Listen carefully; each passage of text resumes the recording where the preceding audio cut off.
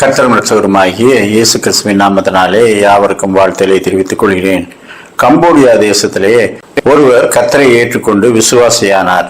அவருடைய வீட்டுக்கு அருகிலே 1 ஏக்கர் நிலம் அவருக்கு சொந்தமாக இருந்தது. அதை நன்றாக பயிரிட்டு ஏராளமான விருட்சங்களை நட்டு அவற்றை பராமரித்து வந்தார். அவை நல்ல பலனை தந்தது. அதை கண்டு பொறாமைப்பட்ட அந்த உள்ளூர்கார ஒரு பணக்காரர் ஒரு நாள் அடியாட்களை கூட்டிக் கொண்டு வந்து, இந்த நிலம் என்னுடையது, என்னுடைய முன்னோர்கள் இதை வைத்திருந்தார்கள் என்று ரெக்கார்டு இருக்கிறது, உனக்கு சொந்தமல்ல என்று ஆக்கிரமித்துக் கொண்டார். இவர் வாதாடி பார்த்தார், முடியவில்லை.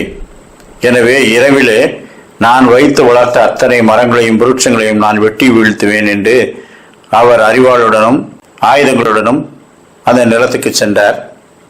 ஆனால் அப்பொழுது கர்த்தருடைய வார்த்தை அவருக்கு சொன்னது, வெளியின் விருட்சங்கள் மனுஷனுடைய பிரயோஜனத்திற்கென்று படைக்கப்பட்டிருக்கிறது.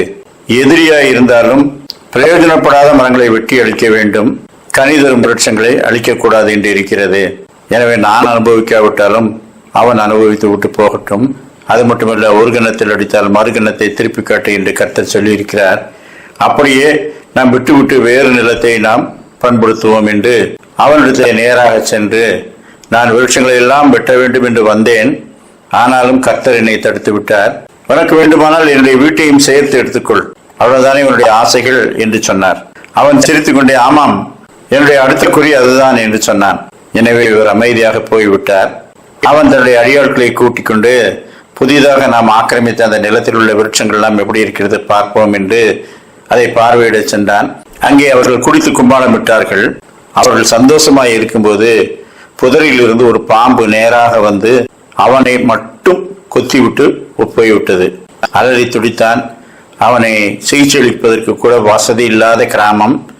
எனவே ஊர் தலைவரிடத்திலே அவன் சொன்னான், நான் அவனுக்கு செய்த துரோகத்திற்கு சரியான தண்டனை கிடைத்து விட்டது, அவரவர் நிலம் அவரவர்களே இருக்கட்டும், எனவே என்னை மன்னித்து விட சொல்லுங்கள் என்று அந்த ஊர் தலைவரிடத்திலே அவன் சொல்லிவிட்டு ஜீவனை விட்டான். அப்படியே இவர் பிரயாசப்பட்டு பயிரிட்ட நிலம் இவருடையதாகவே தொடர்ந்து இருந்தது. சகரியா 2:8 உங்களை தொடுகிறவன் அவருடைய கண்மணியை தொடுகிறான். நீங்கள் நின்று கொண்டு இன்றைக்கு கர்த்தர் உங்களுக்கு செய்யும் ரட்சிப்பை பாருங்கள். இன்றைக்கு நீங்கள் காண்கிற எகிப்தியரை இனி என்றைக்கும் காண மாட்டீர்கள். கர்த்தர் உங்களுக்காக யுத்தம் பண்ணுவார், நீங்கள் சும்மா இருப்பீர்கள். ஆம், அவருடையவர்களாக நாம் இருக்கும்போது நம்மை தொடுகிறவன் அவருடைய கண்மணியை தொடுகிறான். எனவே பகை விரோதங்கள் எல்லாம் இந்த உலகத்தில் சகஜம். நமக்கு தீங்கு செய்ய வருகிறவர்களை குறித்து நாம் அச்சப்பட தேவையில்லை. கிறிஸ்தவர்களே துன்புறுத்த வேண்டும் என்று அமைப்பு ரீதியாக எழும்புகிறவர்கள் யாரை குறித்தும் கவலைப்பட வேண்டாம். கர்த்தர் சொல்லுகிறார், சரீரத்தை மாத்திரம் கொல்ல வல்லவர்களுக்கு நீங்கள் பயப்பட வேண்டாம், சரீரத்தையும் ஆத்மாவையும் அழிக்க வல்லவருக்கே பயப்படுங்கள் என்று சொல்லுகின்றார். எனவே நாம் கர்த்தருக்கு பயந்து நமக்கு விரோதமாக எழும்புகிறவர்களை குறித்து பயப்படாது இருப்போம். ஏனென்றால் கர்த்தர் நமக்காக யுத்தம் பண்ணுவார். அப்படிப்பட்ட நம்பிக்கையோடு இந்த நாளிலே நாம் வாழும்படிக்கு கர்த்தர் நல்ல கிருபைகளை தந்தருள்வாராக. ஆமேன். ஜெபம் செய்வோம். இரக்கமுள்ள பிதாவே, கிருபையுள்ளவரே, எங்களை தொடுகிறவன் உம்முடைய கண்களை தொடுகிறான். ஆம், கர்த்தர் நீர் பதிலளிப்பீர். உம்மீது நம்பிக்கையாய் இருந்து நாங்கள் யுத்தம் செய்யாமல் கர்த்தர் யுத்தத்தை செய்கிறார் என்று நாங்கள் அமைதியாய் இருக்க இரக்கம் செய்யும். உண்மையிலே எங்கள் பாதுகாப்பு இருக்கிறது. இந்த பாதுகாப்பை இந்த நாள் முழுவதும் உங்களுக்கு தந்தரல வேண்டும் என்று கர்த்தர் இரட்சகருமாகிய இயேசு கிறிஸ்துவின் மூலமாய் வேண்டிக் கொள்கிறோம் சாமி. ஆமேன்.